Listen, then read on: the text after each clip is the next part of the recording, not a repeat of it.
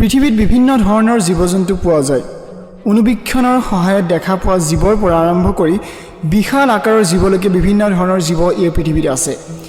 কিন্তু আজি মই আপোনাক কেইটামান এনেকুৱা প্ৰাণীৰ বিষয়ে ক'ম যিকেইটা দেখিবলৈ বৰ মৰম লগা যদিও বৰ ভয়ংকৰ। মই আছোঁ আপোনালোকৰ সৈতে ঋতিক আৰু আপুনি চাই আছে লেটছ নো ইন অসমীয়া। গতিকে আহক আজিৰ আমাৰ এই ভিডিঅ'টো আৰম্ভ কৰোঁ। প্ৰথম জীৱটোৰ নাম হ'ল মিংক, যিটো দেখিবলৈ হুইচেল নামৰ এটা জীৱৰ দৰে, কিয়নো ই সেই একে প্ৰজাতিৰে এটা জীৱ। ই এটা স্তন্যপায়ী প্ৰাণী আৰু নৰ্থ আমেৰিকা আৰু ইউৰোপৰ বহু ঠাইত ইয়াক পোৱা যায়। এই জীৱটো ইমান ভয়ংকৰ যে সি নিজতকৈও ডাঙৰ আকাৰৰ প্ৰাণী বা বিশাল আকাৰৰ পক্ষীকো নিজৰ চিকাৰ কৰি ল'ব পাৰে। মিংকৰ চিকাৰ কৰা পদ্ধতি দেখিলে হয়তো আপুনিও আচৰিত হৈ পৰিব। যেতিয়া সি চিকাৰ কৰে তেতিয়া সি চিকাৰৰ পিঠিৰ ওপৰত উঠি ডিঙিত কামুৰি জোৰেৰে খামুচি চিকাৰটোক ধৰি থাকে। হাজাৰ চেষ্টা কৰাৰ পিছতো সি তাৰ চিকাৰক কোনো পধ্যেই এৰি নিদিয়ে যেতিয়ালৈকে চিকাৰটোৰ মৃত্যু নহয়। প্ৰায়ে মিংকে নিজতকৈ ডাঙৰ প্ৰাণীক আক্ৰমণ কৰা দেখিবলৈ পোৱা যায়। দ্বিতীয় জীৱটোৰ নাম হৈছে ষ্ট'ট।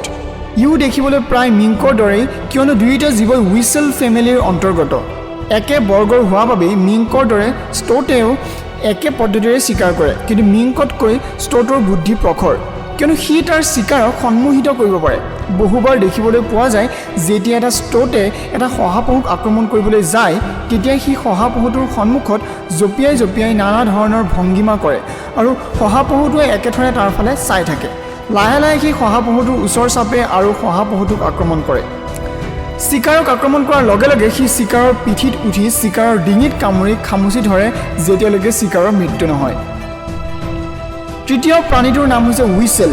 এই ফটোগ্ৰাফখন চাই বহু মানুহে মিছা বুলি কয় যদিও তেনে নহয়, এই ফটোগ্ৰাফখন সম্পূৰ্ণ সত্য। এই চৰাইটো হ'ল উডপিকাৰ আৰু তাৰ পিঠিত উঠি থকা জীৱটো হৈছে হুইচেল, য'ত এটা উডপিকাৰক বধ কৰিবৰ বাবে তাক আক্ৰমণ কৰিছিল। কিন্তু কাঠখোলা বা উডপিকাৰ চৰাইটোৱে নিজৰ জীৱন ৰক্ষা কৰিবৰ বাবে যেতিয়া উৰিছিল তেতিয়া তাৰ লগতে হুইচেলটোও উৰি গৈছিল। এই বিখ্যাত ফটোগ্ৰাফখন ক্লিক কৰিছিল মাৰ্টিন লি মেয়ে।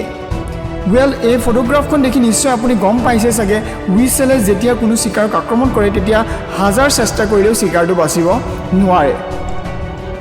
আজিৰ ভিডিঅ'টো চাই আপুনি কেনেকুৱা পালে নিশ্চয় জনাব তলৰ কমেণ্ট বক্সত। আৰু যদি আপুনি এনেকুৱা ধৰণৰ ইণ্টাৰেষ্টিং ফেক্ট শ্বেয়াৰ কৰিব বিচাৰে তেনেহ'লে আপুনি মোক মেইল কৰিব পাৰে letsknowinasamis@gmail.com আপুনি মোক মেইল কৰিব পাৰে, অথবা আপুনি তলৰ কমেণ্ট বক্সত গৈও মোক কমেণ্ট কৰিব পাৰে। মই আপোনাৰ কমেণ্টটো পিক কৰিম আৰু নেক্সট ৰেণ্ডম ফেক্ট ছিৰিজৰ এপিছডত আপোনাৰ কমেণ্টটো মই নিশ্চয়কৈ শ্বেয়াৰ কৰিম।